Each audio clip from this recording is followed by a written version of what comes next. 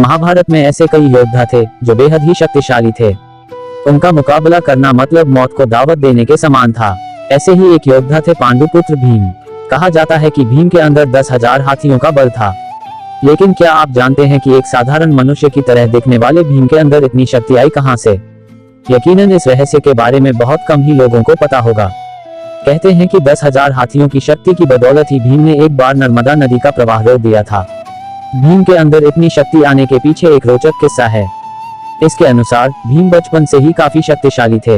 वह दौड़ने में, निशाना लगाने या कुश्ती लड़ने, सभी खेलों में धृतराष्ट्र के पुत्रों यानी कौरवों को हरा देते थे।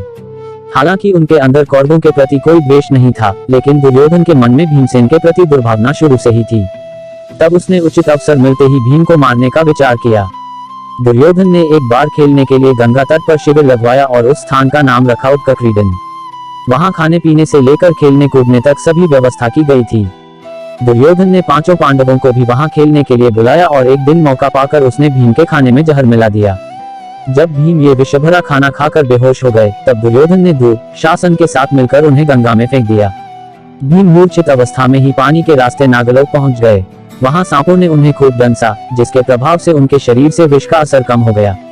इसके बाद जब भीम को होश आया तो वो आसपास भयंकर सांपों को देखकर वो उन्हें मारने लगे, जिससे डरकर सभी सांप नागराज वासुकी के पास गए और उन्हें पूरी बात बताई। सारी बातें जान लेने के बाद नागराज वासुकी आर्यक नाग के साथ खुद भीम के पास गए। वहां जाते ही आर्यक नाग ने भीम को पहचान लिया।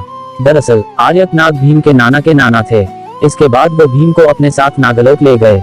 वहां उन्होंने नागराज वासुकी से भीम को उन कुंडों का रस पिलाने की आज्ञा मांगी जिसमें हजारों हाथियों का बल था। बाद में नागराज वासुकी ने इसकी आज्ञा दे दी और तब भीम 8 कुंडों का रस पीकर एक दिव्य शैया पर सो गए।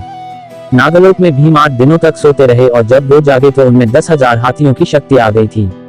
बाद में वो हस्तिनापुर पहुंचे और माता कुंती और अपने भाइयों को दुर्योधन द्वारा उन्हें विष देकर गंगा में फेंकने और नागलोक में जो कुछ भी हुआ सारी बातें बताई। तब युधिष्ठिर ने भीम से कहा कि वो यह बात किसी को भी न बताएं।